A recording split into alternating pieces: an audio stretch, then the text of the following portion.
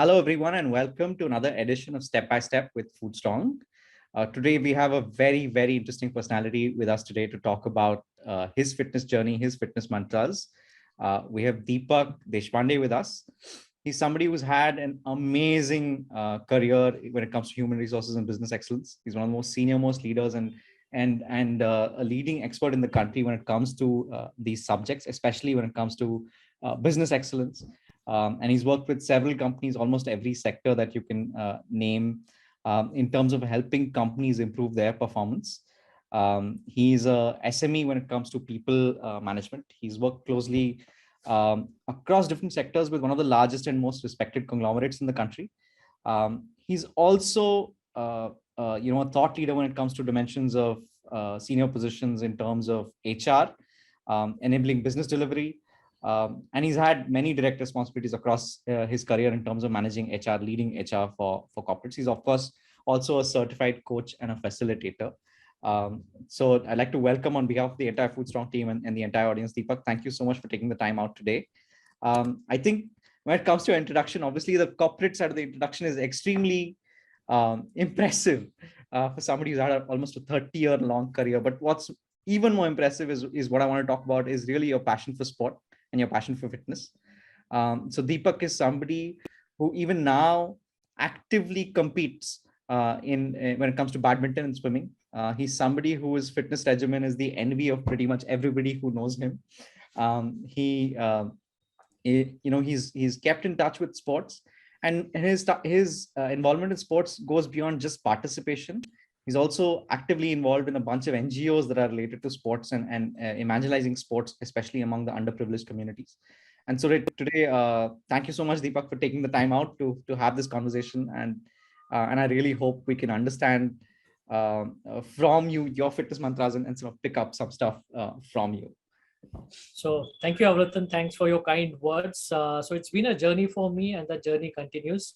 And thanks for having me over here, and delighted to have this conversation with you.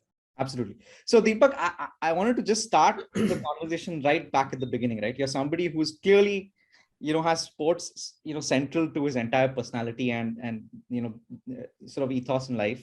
So it must have had its sort of origins, back in the day in your childhood. So talk to us a little bit about where it all started. How did you actually get involved in sports? Was it something that happened in childhood, or is it something you sort of came to later in life? Well, I think almost 50 years back, sports was never a thing which one would want to get into. Yeah. The most in those days, sports would be hockey or at best cricket. Yeah. However, I would say that it was more of playfulness, which kept me active, engaged, and doing various things. And fortunately, I was quite decent in studies, and that gave me opportunities to spend most of my time outside with my colleagues doing various things, and all those Indians games, I would say more of activities, games, doing things, climbing trees and various things. So that was something which we loved. We used to play cricket. I was born and brought up in a colony where we were fortunate to have cricket stadium, a badminton court, and so on. So that's where my interest in sports began. So just shifting over from a sport like cricket to getting onto the rigor, stamina, which is required to play badminton was itself quite interesting aspect. So that's where I started with kind of playing badminton and got into it. So it was like getting into doing something on a regular basis, day in and day out. We had a swimming pool, so I mean, not very nearby, but a little far off. But we used to all go in, and it was more of just going, enjoying, doing. It was more from a playfulness perspective, and touch wood, I was pretty good, be it cricket or badminton, and but no aspirations as such. And so yeah, that was what it was, and so those were those wonderful childhood days, very nostalgic. And so I believe in keeping those that youthfulness, that energy always there. So I still nurture and take care of that young kid within, and which I feel everybody should be. Amazing. And did you have in those days any inspirations around you, like siblings or any sportsmen that you looked up to? Who was the sort of main inspiration when it came to sports and fitness for you? Uh, well, honestly, at that point of time, there were no sports as such because even TVs were introduced quite later, and we never got an opportunity to watch TV. And I do recollect 1986 World Cup watching it. But I always had this admiration for Prakash Padkon, and knowing that badminton was a sport which started from Pune, and I was born and brought up in Pune. Yeah. So that was something which was quite inspirational. My father used to follow hockey quite a lot, and that was something which I kind of loved, and used to do some tricks with it. And so probably yes, those were some of the inspirations which I had. So I'd certainly say Prakash Patkun at that point of time when he had won the All England Badminton Championship. So that was really wow. Till that time, we never Yeah. heard anybody, and yeah. So probably like the way we have lots of role models. Unfortunately, I didn't have, but whatever people were there, I really liked them, was inspired by their achievements. No, absolutely. I think Prakash Padukone winning the All England was quite a seminal moment when it comes to badminton in India. There was an entire generation that got inspired, by that event. Mm. And I remember both in Pune, I think in Bangalore as well, where he now has his academy. There was almost an overnight, replacement of the cricket bats with badminton. Kids on the street started playing badminton much more after that event. I Absolutely. remember we had these metal rackets, not the fancy ones the kids Correct. carry around nowadays with the plastic guts.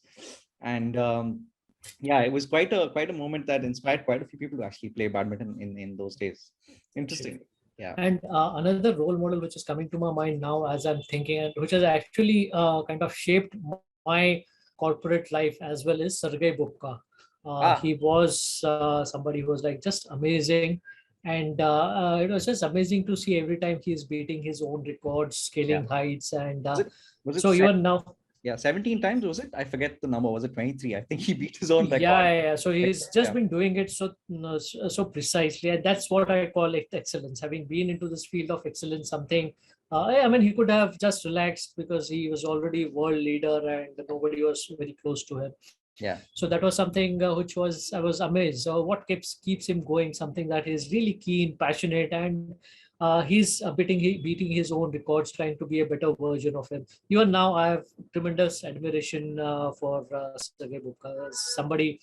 Of course, never got into that sport, but certainly that's like amazing personality. And Yeah, very very uh, effervescent person, and very sort of, you don't actually feel that he's like that intensive and focused, but yet he just kept raising the bar for everybody else, literally raising the bar for the rest of the world in terms of absolutely. pole vaulting. Amazing, amazing. And as you look back, you must have started your career almost 30 years ago. At that point in time, obviously, at least for young corporates, I remember when I started my career, the job takes over everything, right? And of course, the pressures of the corporate world have changed quite a bit in in the last 30 years, certainly. But even then, right, what was your routine like? So how did you actually, sort of keep that connect with sports? So let me be very candid. Though I loved sport, I got into engineering. That point of time, I realized that engineering is not a part-time activity. You need more of a dedication, and Yeah. that's where I focused on academics much more. Though during vacations and one-off tournaments in the colleges, a college I used to kind of participate, but it was quite clear that I'll not be able to do both or manage both. And Yeah. of course, at those days, there was hardly any aspirations or support to get into sports as a profession. It was more at the max to if you play a Ranji, if you play a nationals, you'll get a good job in the bank, and that's it. Yeah. There was no endorsement money or anything. So, Yeah. so my focus was entirely on academics. It was more of studies, and that's something which I always regret. Probably I was born a little bit too early. Had it been these days, I would have been completely to sports or sports related activities, and that's where also this realization comes in that sports is it can be a profession where it has some particular window, and you need to be your best over that. um, Nowadays, of course, that's no more the truth. So the fact is, I couldn't participate or do as much as I wanted to during my engineering days. Yeah. and MBA days, and post that I got selected through campus and all. So again, it was quite hectic, and I used to do a whole lot of things. So in fact, that's where those that period of 10-15 years, I was totally off sport, and so it was good. New college, I mean, doing new things, different things. But I think around spending after 15 years, that is when I realized that the corporate world has its own challenges. You end up drinking multiple cup of teas and various things and so on. That is when you realize you are no more the person that you are, the energy levels drooping and this thing. So that was the journey that I went through.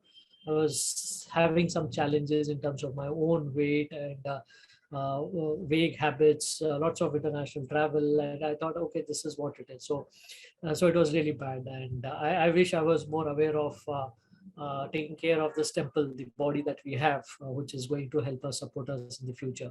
So those were not those great days, but fortunately, I think the awakening happened, and I feel I'm back on track, but more needs to be done.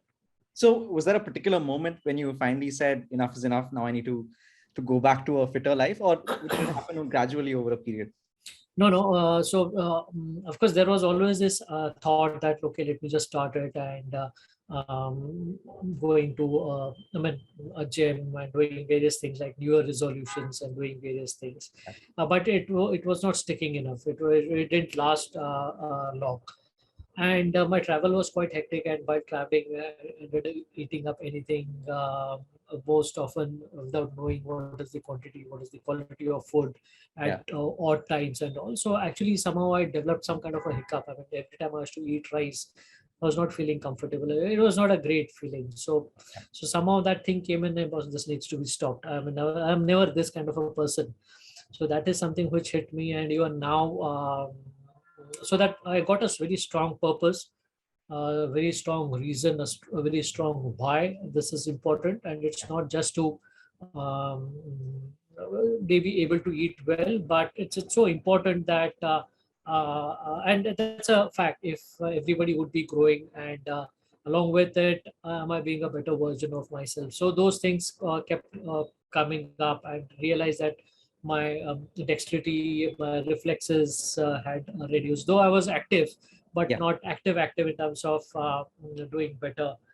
So at that point of time, this factor comes in that, okay, you're aging, but I mean, you always need to be youthful by your heart. So that's something which really triggered that aspect of staying fit, taking care of myself, and it's been a journey.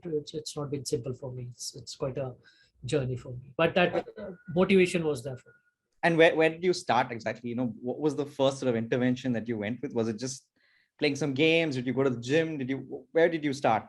No, no, not even that. I actually stopped drinking tea. Like I said, I was like, Amazing. I completely stopped drinking tea, simple things, because Yeah. every time you have a tea, you intake sugar, and sugar probably is the deadliest poison. It's much more addictive than any of those Really agree. abusive substances. Yeah. So I stopped tea, and it took me 3-4 days, a week or so, to just get the same, because the body is so used to having multiple cups of tea and all. So that was a simple step that I took, and started with that, and started intake of more fluids. Got into started undoing all the wrong things which I'd done for myself.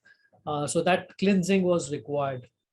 So I still recollect the focus at that point of time was discipline, determination, and detox. So my body had to be detoxed, because Nice. I had unknowingly abused it so much without Yeah. any wrong intention per se, but that detox was really important. So I went through that particular phase, and I still do it quite often. So that's been my journey, and then slowly, gradually, I kind of moved on from there, and still discovering. I'm still learning more about who am I, from the chemical composition of what my body is, and what is the best thing to kind of take care of it. So that's been my journey. Amazing. And what does the week look like for you now when it comes to your fitness, when it comes to your sports? How much time, how often are you actually able to dedicate to this? Well, now I think it's more of my blended with my day-to-day work. So typically, I start with the workout in my gym. My normal routine pre-pandemic was waking up around 4:15, 4:30, hitting the gym. 5 to 6 would be a workout time, combination of various activities, exercises, and so on. And 6 to 7, I play badminton. uh, 7:15, then I do a quick lap or so. So this is broadly 2.5 hours. Recently it's been reduced because the gyms open a little late these days with lots of restrictions and all. So nowadays I am on 6 to 7:38 kind of thing. But mind you, I'm also in Mumbai, and everything has to be time based. So I need to be in my office at 9 a.m. So I do my gym from 6 to, let's say, 7:30. Odd days I do play badminton, and post badminton I do swim, and in the evenings I just go for a walk whenever it is possible. So that's the way I do it. So my funda in life is uh, sleeping. Somehow I don't like, because sleeping is as good as being dead, right? So only when we are awake, that's when we are living the life so well. Of the 18,000 days that I've spent, I'm sure almost close to 6 7,000 would have been just through sleep and normal activities. Yeah. So similarly, let's assume the 18,000 days more. How can I leave those moments pretty well rather than sleeping? So I kind of do a whole lot of reading, but I do know that body also needs restfulness. So there's a difference between sleeping and being restful. So those are the things which I'm doing. I'm still learning. I failed miserably many times, but that is what it is. I've accepted the fact who I am, and unconditional love, unconditional care for myself, and support for myself. That's amazing. I think that part of the mental aspect of being fit, I think when it comes to both the fitness regimen but also food, is quite underrated, I feel, in terms of being able to stick to your regimen. Then can you talk a little bit more about that in terms of how do you keep yourself motivated? Because I'm sure, especially with the corporate life and the ups and downs of that corporate life itself brings, there are successes and failures within corporate life as well, right? How do you keep yourself motivated? How do you make sure that you're still there, right? How do you keep your, how do you resist that cup of tea in that large corporate boardroom when everybody's ordering, nowadays fancy green teas and bubble teas? How do Yeah. how do you keep that going? Well, I'm a green tea fan. So for me, green tea is something which is really good. I would encourage everybody to go for green tea because it actually helps in boosting your metabolism. And I'm a green tea collector. So I collect various kind of green teas and love to serve others also. I've Nice. done some kind of a research in terms of what is the oxidation level, what is the best kind of a thing. So right from green tea to oolong leaf tea to matcha tea to, so that's something which I love. So yeah, but I think what's important is to be aware of what's happening with you at that point of time. So the sense of awareness followed by sense of regulation. Normally, if you're not aware, we'll just go with the flow, and the ability to say no when you feel that to do what is the right thing to do. And initially, it becomes a little challenging when people offer, and then they link it to, let's say, friendship or relationships, but yet still say thank you so much, but I've stopped it and this is the reason, and without hurting or offending somebody. Yeah. So I think it all started with that particular approach, and I kind of do it. And like you rightly said, it's all mind game, and being aware of it, and being able to say no. Like I said, I'm not perfect. I also have lots of challenges. So chocolates are my weaknesses, challenges. So Nice. so sometimes I do indulge into chocolates, and then there's a sense of guilt. I should not have had those chocolates, but it's okay. I mean, that's where I am, and I've been trying to manage. But I think that self awareness, self regulation, which would help in terms of discipline and doing what is the right thing. Again, going back to, if there's a purpose, the why is strong, then everything else follows in place. Amazing. So that's the aspect of discipline I've been following, but I'm not. There is still room for improvement for me. Correct. Would you, if you have a young corporate out there, there's, I'm sure this year there'll be campus, folks that are conglomerate hires, right, Mm. in their leadership program. And I'm sure you interact with some of them. What's the advice you would give somebody that young? Because, times have changed quite a bit since the days that you had joined, the corporate world. What would you advise them in terms of getting started? or finding, a routine when it comes to their health and fitness? Yeah, I think your mind body is a amazing combination, and your body is the most super uh, machine or a instrument which God has gifted each one of us. Yeah. So it goes without saying that with such a wonderful gift that we have, how well are we utilizing? It's like a Ferrari. If you have a Ferrari, we need to use it like a Ferrari. There's no point in driving on a very slow speed or this thing. So I think each one of us have been granted with a super mechanism called human body. Yeah. And how do we understand what it is? And the fact is, our cells are going to grow, generate, degenerate, and that's a part of life. So if the growth is there, if there's no growth, there'll be decay, there'll be saturation, and there is saturation, there's going to be decay. So how do we live life well? So for me, sports is a byproduct, but it's basically how do we ensure that every moment is lived well? How do we ensure that we prepare ourselves pretty well for those wintry days in the future which will come in, and stay healthy, stay happy. And I think there's a direct correlation between the overall fitness levels and your state of mind. So after following this, I've actually seen significant change in my aspects of work, business, significant change in my parenting abilities, significant change in terms of my social conduct, my cognitive aspects. Again, significant way in which I've started in my spiritual journey. I mean, you'll find that, I mean, what is this? But yeah, that's when you realize that there's this interplay between mind, body I spoke about, but there's also a larger thing called soul, right? So there's the soul which is coming and deciding in your body. So if you don't provide a right body to to your soul, so obviously it's not going to be happy with you. So that journey has also started for me.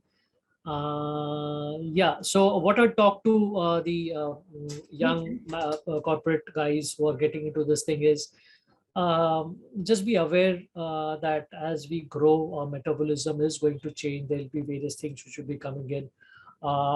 So we might have heard about work-life balance, but I think it's work-life integration, and that integration has to happen even before we get into forget even a campus or a corporate, even in a regular life. So even when you're studying, can we have that integration in terms of your mind, body? Because if your body is fit, if your body is good, it is certainly going to uh,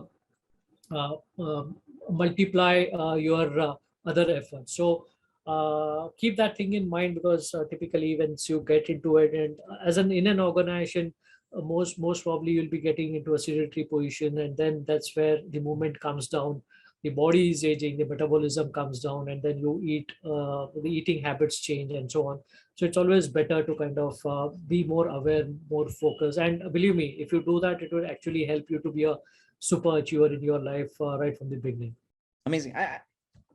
Can you talk a little bit more about some of the changes that you saw in yourself? You spoke about the changes as a parent, for example, or in your corporate life as well, or your spiritual journey. Can you talk a little bit more about what were some of those changes, if they're not too personal? No, certainly. So one change which didn't work for me is, like, I do go to various campuses, part of interviews and all. So when I step in, I mean, not now, but a few years back, people used to say, "Arey, there's another student who's come to give an interview." Amazing. Or even now, I mean, now I've grown up beard and all, but typically me and my son is 22 years old. So when we go together, so when they say, "Is it your brother?" So in a way, it is embarrassing for him, but I take it as a compliment. So those are some of the things. But other than that, pure energy, pure focus, pure concentration on anything that you are doing, pure rigor, that's just amazing.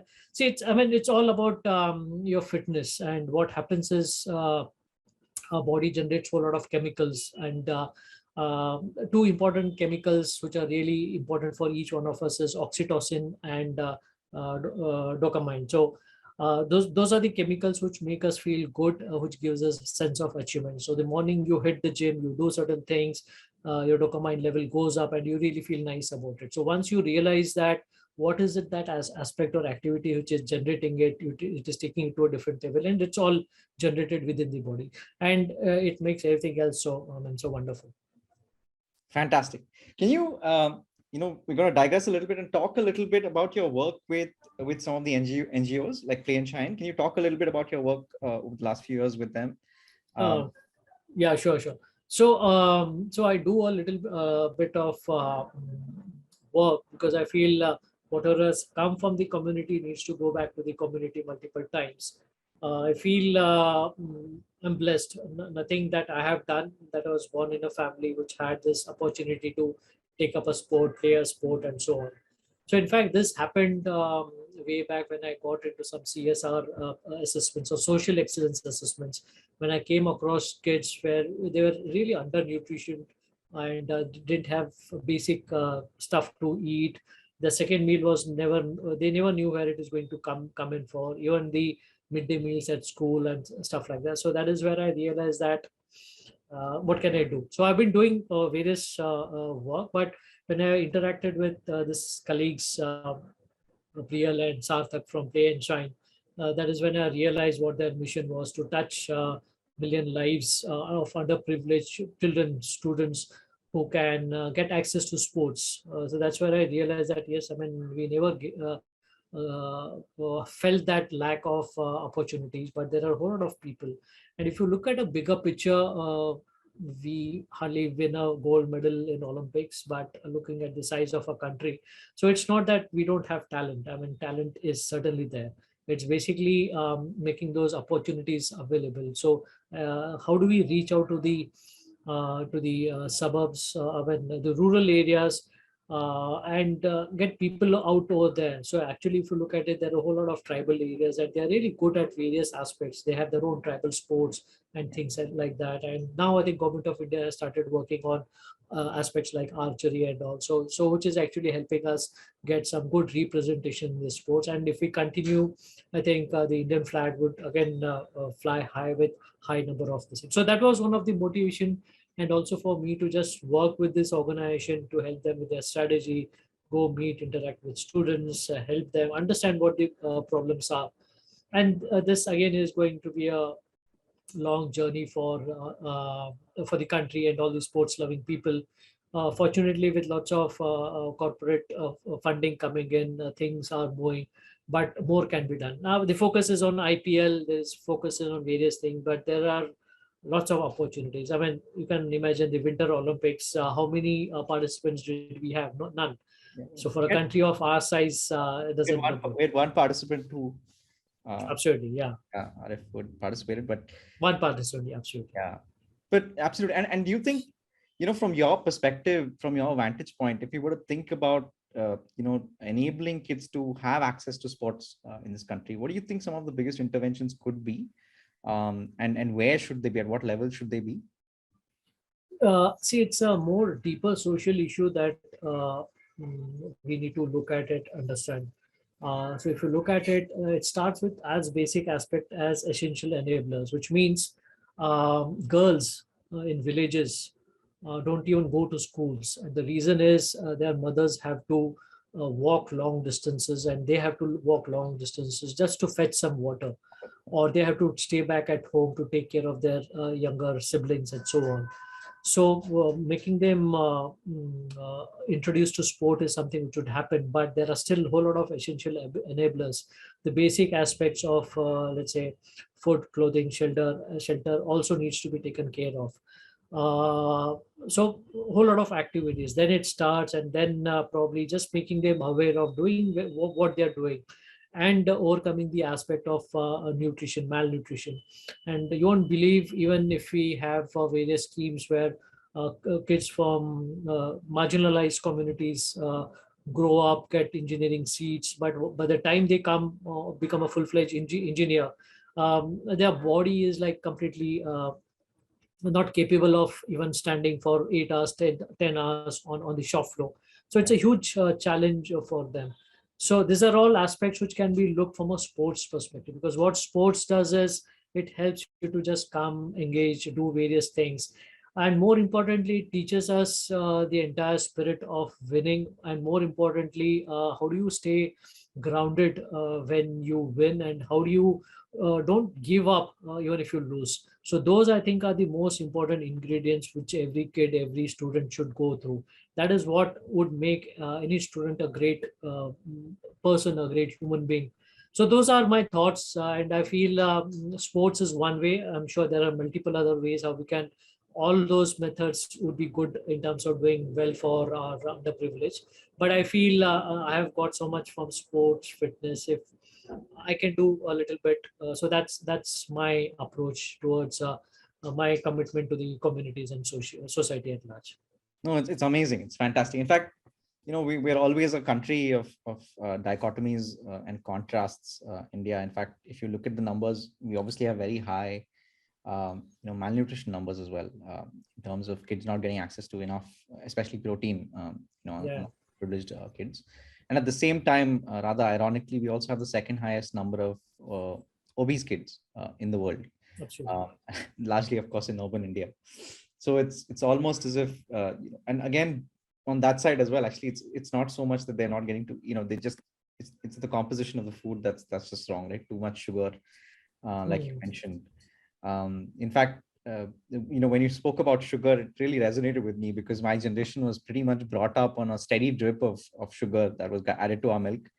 And so, when I grew up and started my corporate life, I worked a lot in public sector organizations as well, where tea is almost a conversation starter and ender, right? It's almost a mandatory element of the room.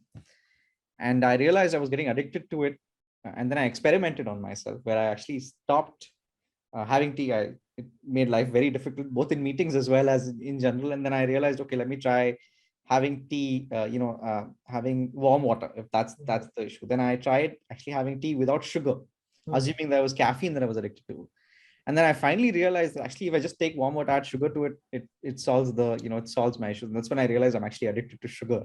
Absolutely. And you're absolutely right. It's one of the most insidious ingredients. And I think understanding nutrition from when children at an early stage um, is very important, because it actually impacts their food habits when they grow up as well.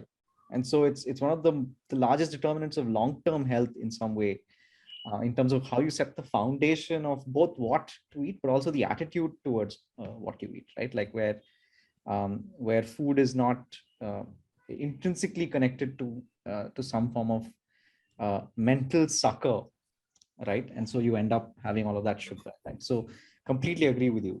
Listening to you talk, I'm just amazed with two things actually. One is just your zest to make sure that you're sort of juicing out every single moment from what you have, but also it seems to me that you are almost on a never-ending quest of making sure that in the next moment you seem to be better than the previous moment. I almost sense this constant element of improvement. Is that something, does that resonate with you? Is that something that people who know you would agree about you?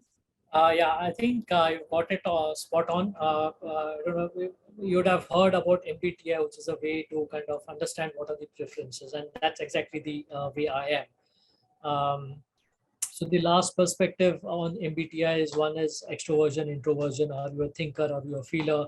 Yeah. And one of the options is in terms of is it judgmental or perception. Yeah. So I am more of perceptive, wherein my perceptions continuously keep on changing. I'm continuously improving, and I feel that that's the way I am. But I need to have a balance. That's also equally important. So, in fact, Avartan, you use a very important aspect of protein, and you mentioned about kids, malnutrition, and obese. In fact, this thought came in, and that's where I've been doing a little bit of research. And fact is, all of us have been hunters gatherers, and when this mechanism, this body was made, it was made to in such a way that it would survive and it would do well. And it's not been made to have something sugar on a continuous basis or three meals and so on. So imagine those days when so we still continue with this fight or flight mode, right? So I mean, this amygdala gets triggered up, and so those activities are still there. Unfortunately, we have so much of stimulus in terms of ads and various things which excite us and say that, okay, let's see, let's try something else. Yeah. And in the process, we have been causing a whole lot of damage to our body, knowingly, unknowingly. And you also brought in this aspect of protein. So it's not only the deficiency of protein for kids, but also elders, which is causing so much of a problem. And that's where, when I started with my journey, I was focusing more on fitness, on exercising, doing various things. But I realized that I reached a level of saturation. Beyond that, I was not doing quite well. That's when I reflected, realized that your exercise, your activities is only 20%. 80% of your fitness is in your kitchen, what you eat, how you eat, what time. So that's something which I'm still exploring. And for me, whatever, it's all about measurement. What gets measured gets managed, what gets reviewed gets improved. So I've been trying to measure what I eat. I've been trying to measure myself in terms of my weight, and I see a strong correlation. And yes, protein forms a very important ingredient personally for me, and good quality protein is really important. I'm a pure vegetarian, and so from that perspective, there are less opportunities for me to get the right protein for me. And second is protein which gets absorbed in my bloodstream. So some insights keep on coming. I also speak to people who they share their insights, saying that, "Oh, when do you need to have this protein? At least 2 grams per kg of your body weight. So let's say if you're 60, you need to have at least 120 grams of protein. And again, there are different ways of protein, varieties of protein. Yeah. So I think protein deficiency is not only in kids, but I can assure you there's this huge challenge with grown up also. No, absolutely. I think 70, the latest statistics are approximately about 70% of us are deficient in protein by about 70%. So there's no doubt that it's one of the largest deficiencies when it comes to nutrition, even in urban India, actually. Listening to you speak, one of the questions that I'm really curious about right now is that I'm sure you're somebody who clearly sets goals for themselves, right? So what are your goals for the next couple of years now that we're hopefully, touch wood, past all of these lockdowns and waves? I'm almost tired of surfing these these waves that come in. What's the goal for the next year when it comes to, or the next couple of years when it comes to your fitness, your enthusiasm for sports, your participation in all of these activities? Yeah, during pandemic, unfortunately, all the swimming pools were closed, and so I could just swim after almost 18, 19 months. So that's something which I'd want to get back to. And also being a certified scuba diver, I love to again get into scuba diving. And being a swimmer, being into swimming, what I also do is review pools, swimming pools. So probably one of those guys in the world probably who'd review a swimming pool, not only from outside, take my camera inside, Oh, wow. do the entire things, and do in terms of what is the water, what is the oxygen level, what are the various things. So it's been quite a while that I have not been able to do that. So what's the best pool you've been to so far? Well, there are plenty, and I would certainly say Taj Mahal Palace, Mumbai swimming pool is actually one of the best across various systems. So it's not just the pool; there are various systems which make the pool good from a swimmer perspective, from a safety perspective, from the looks and feel. So that is one. There is Taj Koromara in Chennai. That's good. So yeah, there are a whole lot of things, and I do give my reviews on TripAdvisor for people to go follow and this thing. Yeah, I must say you clearly have a bias for a certain chain of hotels, which I want to comment about. But and what's the most picturesque pool that you've swum in so far? Well, there have been plenty. I don't recollect the name, but there's this resort in Bali, which was on just on the seashore. So that was awesome. So one is the water within the pool, and the sea facing thing, and the beaches and the swimming. So that was one of the amazing pools that I have kind of experienced. Amazing. What are the other goals? Sorry, I stopped you in between because I'm really enthusiastic about the swimming pool reviews, but what are the other goals that you have? So as of now, one goal which I've been trying to achieve, which I have not been able to do, is I want to go in for a six-pack. I want to feel what is it. I've never got it. But that's something which I want to just test my limits, go and see, explore what it is. But I've also realized that there's a whole lot of science into it. There's a whole lot of mechanics into it, whole of measurement into it. So I want to try that. I want to achieve that, and that's something. Unfortunately, during the pandemic, couldn't happen. But that's something which is a dream, and it's not that I want to do it. I always wanted to do it. I've not been able to do it. Maybe I need to refocus and look at it, because I've seen people who are even at 65, 70. I mean, some guys abroad who have been really fit, have been really mean. So if they can do, why can't we? I mean, so that's the spirit that I come with, and hopefully there are a whole lot of things which have to fall in place. And it's not that I would to continue like that, or I would want to participate into a bodybuilding championship, but I just want to see what all is required for that particular transformation. So that transformation goal has been there. Maybe now I'll focus a little bit more, get more into it, to reduce my body fat percent from where it is to probably around 10 11%. So I'm still hovering around 15 16, so like to get it around 10%. But I mean, I don't want to leave everything. I'd want to continue what I'm doing in terms of my office work, my family responsibility, my societal responsibility, what work I do for NGOs and all. But still, this is something which I want to just go for it. All the power to you, Deepak. We wish you the very best of luck. I can keep talking to you about all the things that you do. We barely scratched the surface, whether it comes to your badminton, swimming, scuba diving. There's so many things. You work with other NGOs as well. But we're running out of time. So before we conclude, the only thing I want to wish you is that the remaining 18,000 and many more, I'm sure 36,000 hours that you have. I hope each of them is full of happiness, health, and is really fulfilling for you. Thank you so much for taking the time out today. It was really lovely talking to you today. Thank you. Thank you so much, and wish you all the very best, and stay fit, stay happy. Thank you. Thanks a lot. Thank you, everyone. Bye-bye. Bye.